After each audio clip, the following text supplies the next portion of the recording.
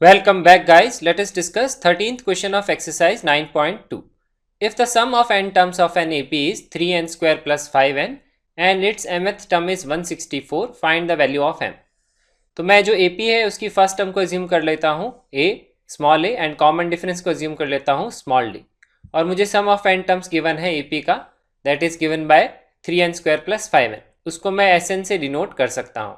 ठीक है, तो हमने इस तरह से फॉर्मूला नहीं पढ़ा हुआ sum of n terms of AP का। जो फॉर्मूला हमने पढ़ा हुआ है वो इस तरह से पढ़ा हुआ है n/2 2a plus n minus 1 into T. ठीक है, तो इसमें जैसे ही हम n की वैल्यू सब्सटीट्यूट करते हैं तो अगर सपोज n को मैं 5 पुट करता हूं तो मुझे मिलता है सम ऑफ 5 टर्म्स। तो इस तरह से हम इस फॉर्मूले को अप्लाई करते हैं। अब ये देखिए, ये फॉर्मूला और ये फॉर्मूला ऑलमोस्ट सेम है क्योंकि यहाँ पे आप नोटिस करेंगे n में एक क्वाड्रेटिक है, यहाँ पे भी अगर आप मल्टीप्लाई करेंगे तो n में एक क्वाड्रेटिक इक्वेशन ही बनेगी।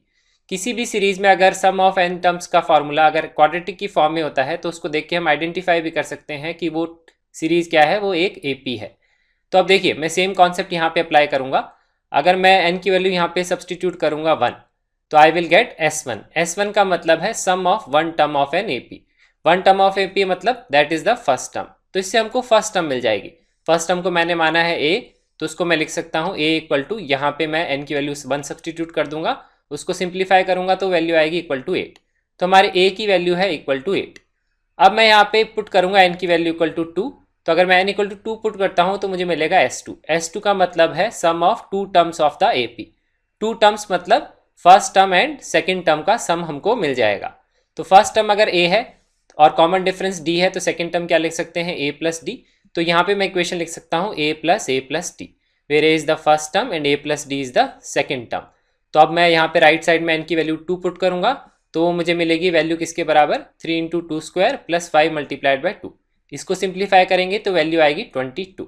तो यहाँ पे हमने इस तरह से अब दो इक्वेशंस बना ली हैं। तो पहली इक्वेशन है हमारी a इक्वल टू 8 और सेकेंड इक्वेशन है हमारी 2a plus D equal to 22।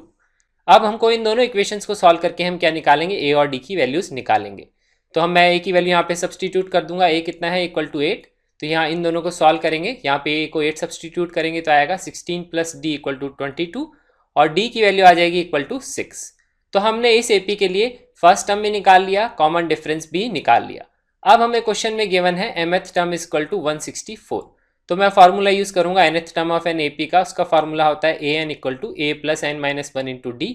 a is the first term, d is the common difference, n जो वो वैल्यू है जिसको हम पुट करते हैं तो हमको वो टर्म मिलती है। तो यहाँ पे mth टर्म है तो n की वैल्यू क्या है इक्वल टू m और मेरे को a मैंने निकाल लिया है, a equal to 8 d equal to 6।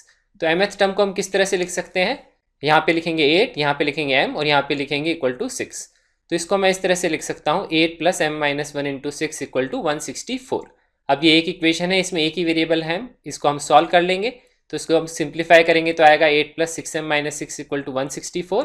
Constants को मैं एक साइड में ले जाऊंगा, वेरिएबल को एक तरफ लिखूंगा तो ये आएगा 6m इक्वल टू 162। 6 से डिवाइड करेंगे तो m की वैल्यू आएगी 27।